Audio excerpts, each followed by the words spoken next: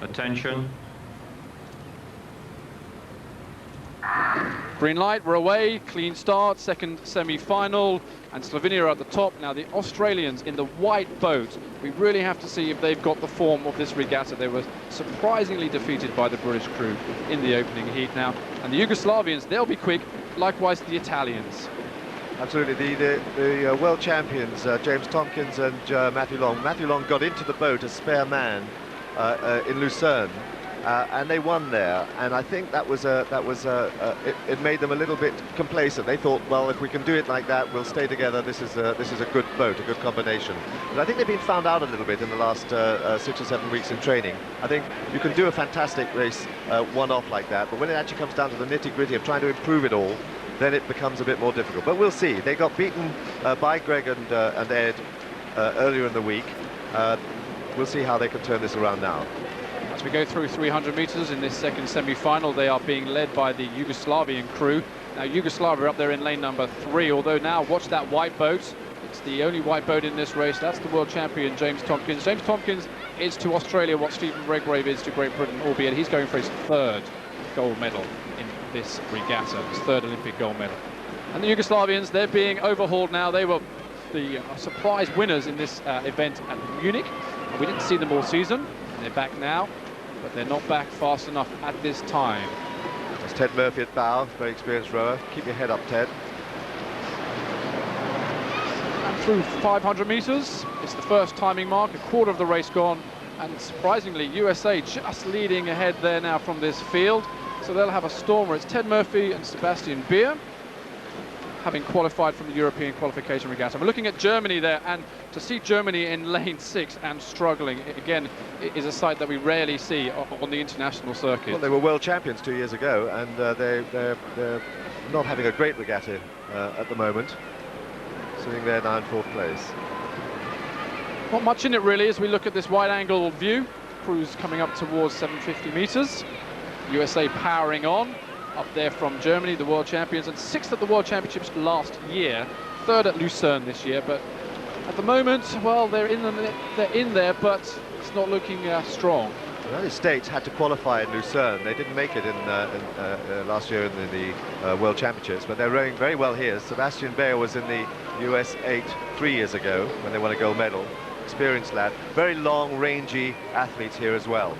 But Ted Murphy at bow there, his head looking down all the time. He really ought to keep his head up a bit so that he can lift off, drive back and move that boat along. But at the moment they're leading the world champions, who are sitting there in 2nd place. Just a comparable time of USA, who were first to the 500-meter mark in this semi-final, 1:33. Great Britain did it in 1:35, so again a little bit slower for the British boys, but things can change in finals. The second semi-final, the men's coxless pairs, they are reaching the halfway mark. 1,000 gone, 1,000 to go. USA maintain their lead over James Tompkins. A surprise performance there from USA. James Tompkins is one of the great racers of world rowing. He's won 2 gold medals in the coxless 4 at the Olympics in 1992 and 1996, and he is such a class athlete. Anybody who rows with him rows well because he's so fluent and easy as a mover. He's a lovely athlete to watch. We haven't actually had a shot of him yet, but he's just now there. You can see him in the background there. He just sits there, keeps his crew moving easily and relaxed, and it makes everybody else row well. But Dan, he has to win this race now because, again, the pressure was on them. If you're going to win an Olympic gold medal, you have to have some form through the regatta. 2nd in the heat. If they were 2nd here now in this semi-final, maybe a few doubts, but it must be good confidence for them. Yeah, but remember, they're still trying to get to know each other. They've only been together for 6 weeks, so for him, it's take it easy, take it easy. Let's get there one at a time. Make sure that we're just moving this boat. Probably they're going to see what they can do in the last 300 or 400 meters here as they come up towards the end of the race. See if they can actually then make a move when it counts against tough opposition. But he's qualifying here. They're in the top 3. Well, the crowd are going to go wild. We've got a fantastic Australian contingent here. Likewise, we've got a fantastic British contingent. They'll go wild when the crews head towards the stadium. Looking at Germany in the foreground, they were in lane 6. Looking at the race leaders there, USA in lane 5. And top of the boat there, top of the picture, Australia. So 500 meters now remaining, just looking down the board. USA first, Australia second, and Yugoslavia in third place. Now it counts, because look at that, Italy are only just behind them in fourth, and Germany are in the hunt as well. So have the Americans, who have led this race so valiantly for the first 1500 meters, have they got enough to really just maintain and push it on through? USA lead, Australia second. There we are there. Tompkins has taken that Australian pair into the lead. That's what he wanted to do. Just take it steady. He likes to just sit there, make sure that he's moving well. Now we get a good shot up in there. Take a quick look across, and he's now moving away. He's enjoying this now in front of his home crowd, isn't he? And United States still there, holding third, but the German world champions from 2 years ago, they miss a lot of water, don't they? Look how it's all brute force there. It's all brute force from Germany.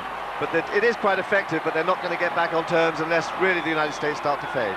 200 meters remain now in this second semi-final of the men's coxless pairs, and the Americans are on 44. They've led this race into the last bit, but look at the top of the picture in the white boat. Jimmy Tompkins taking Australia home, and then being challenged by the Yugoslavian crew in lane 3, and here come the Yugoslavians.